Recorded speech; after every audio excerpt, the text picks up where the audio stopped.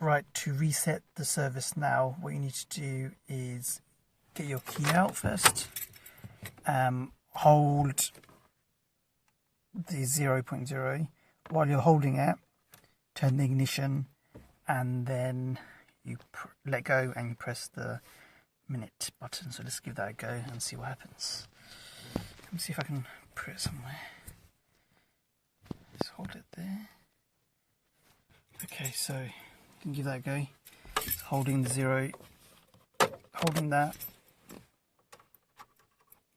ignition in,